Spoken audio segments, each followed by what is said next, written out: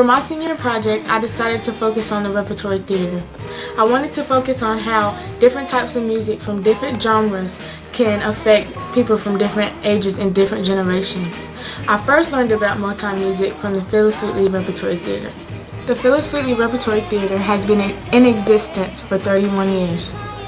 And every year we try to do something new and innovative. Former director Dwight Woods set the bar extremely high for the current director, Sammy Dotson. Sammy has successfully kept the standards high. The past 2 years, the Repertory Theater has been performing a new performance, the Motown Tribute. This has been the talk of the town. Not only has it inspired people that lived through the Motown era, it inspires children and young adults who have never heard anything about Motown.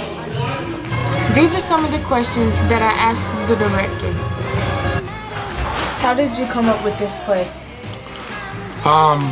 Well, this play came up as an idea during the summer. I thought it would be good to try to educate the kids on a different kind of music. The kids always, the music that they listen to today is a little different. Juju on that beat, juju on that, juju on that. It's something that they like, but I wanted them to really learn how to dissect the songs that we were going to be portraying in this production. And so I wanted them to be able to experience what real music really is. And so that's why I came up with the concept of putting together this Motown show, so they could also learn the history of Motown and then learn the history of the role that Motown played in the Civil Rights Movement. And so it all kind of tied into that. How has this play influenced you? How have this play influenced me? This play influenced me in several different ways. One way is to know that when these kids started off learning this music, that they had no clue what they were really getting themselves into, and to see where they started and then to see where they are now. It's amazing, and so that is. I guess one of the greatest feelings to have when you know that something that you created, that the kids have bought into it and they've learned so much from it. So, What was the most challenging aspect of this process? My biggest challenge was really preparing the kids and getting them to buy into what it was that I wanted them to get out of this production. It wasn't easy. It was a lot of hard work, and it took some time getting them to portray these artists, to research these artists, and to portray and their mannerisms and all those things is what I wanted them to learn how to do. And so that was really, really challenging for some. Now, it came natural to some of the children, but for the most part it was challenging, and not only for myself, but it was challenging for them. Because they had a lot of questions and they wanted to get it right. And so there were times that I would have to demonstrate some things to them. And so, but it all worked out in the end. Explain the process of the show. Explain the process of making this show. Well, the process was just, get to work.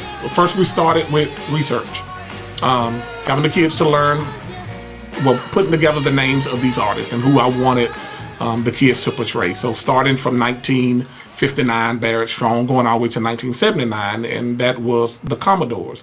And so I knew that the kids would have to learn different things about these artists, where they come from, their names, the ages that they started with Motown, whether or not they was in another group, just how it all came together. And so the research was the most important part of the whole production, because if they understood the artists, if they knew where the artists came from, then they could portray these artists and know some history. So when somebody come up to them and ask them, say, hey, I see that you play Barrett Strong, tell me a little bit about him, then they're able to tell the story of Barrett Strong, who was the first artist on Motown in 1959.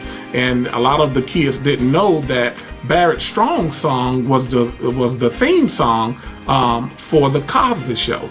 And so when we started relating all of that to each other, then they kind of understood, where we were going and what we were trying to do. How much work was put into the show? How much work is put into this show? It is a lot of work. The idea, the concept, you have to come up with the concept, you have to come up with the idea, and then you put all that on paper, and then you have to come up with the band, you have to come up with the artist, you have to come up with the sound, you have to come up with the staging, the choreography, all of these things. So it's a lot of work and it takes a lot of teamwork. So my job is to find the people who I think could bring this production to life in so many different ways. And so it took a lot of time to really bring it all together and make it all make sense. And I think it probably came together at the last minute. And so we are still working on this production because we have new kids who are coming into the program. And so the work is very hard, and we just have to, stay the course and be patient and, in hopes that everything will turn out the way we would like for it. And then we've been lucky. About how many audience members do you get at each show? Over the course of all the productions that we've done with this Motown show, I think that we've probably reached at least 16 to 20,000 people, and that is all of the productions. We just had the production at the TD Convention Center, and we sold the TD Convention Center out, and we have a new production, the same production, coming up December the 29th, and we're hoping to sell that show out. So that'll put us over 22,000 people, which is really good. What is your personal favorite part of the show?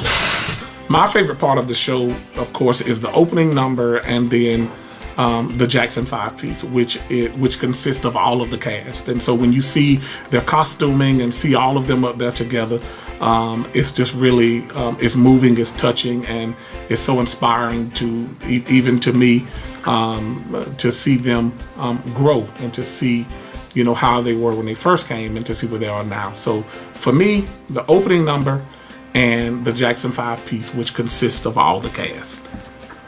Can you compare present day music to Motown music? How do you compare Motown music to present day music? I don't think that you can. Motown is in a league of its own. Motown music really shaped our lives in so many different ways. And so, I don't think it's fair to even put Motown in the sentence with other genres of music in that area, or present day music today. Motown stands alone. Barry Gordy was very smart with how he put all this together, and that music just soothing to the soul. And so, yeah, Motown is one of a kind. How does Motown music influence you? Motown music influenced me in such a way. I grew up, my dad was a DJ, and so I'm an old soul, so I've always liked old music, and I like the messages in the song. I always teach the kids to dissect the song, know what the song means before you start singing it. So, I'm Motown all the way. I just love that old school music. What were your thoughts after the first show? After the first show, I felt like the king. Eddie King, that is. No, I'm just kidding. After the first show, I was relieved that the show was over, but I really felt really proud and really good, and it was very emotional because these kids just did a wonderful job, and we had no idea that many people would show up, and we had to take every chair in the building over at Phyllis Wheatley. We had to go to the top building and get all the chairs, and the place was just completely packed out. So that was really an exciting moment, and I was just really proud. What is the aftermath like after each show? Pandemonium. It was crazy. We had no idea that it would move this community in such a way where people just can't get enough of it. And here we are, 2 or 3 years later, and we're still on the same show. They cannot get enough of it. And so I heard a person say a long time ago, if it ain't broke, don't fix it. So we're going to ride this one out, and we're going to continue to give the community what they want. And so this show has been running for a while, and that's pretty good. These are some of the questions that I asked the audience members. How did you hear about the Motown tribute? I heard about the Motown tribute through the genius of my good friend, my dear brother, Sammy Dotson, and his genius in trying to put together a performance that he just absolutely knew that would rock this entire city. And so this I heard about it through the genius of that of Mr. Samuel Dotson. What did you think about the show? What did I think about the show? I thought the show was absolutely fabulous. The choreography, the songs, the history, and there was just something about music that captivates all of us and causes us to get up out of our seats and just see the young people on stage performing in such a magnificent way. Not only did it inspire me, but it inspired everybody from age 2 and 3 up to age 85. There, in fact, was an 85-year-old lady who was sitting in about the 3rd row. She actually danced the entire show. So it was a great performance, and I think so many people enjoyed it. If you were to write a review on the show, what would you say? I would give this performance a thumbs up.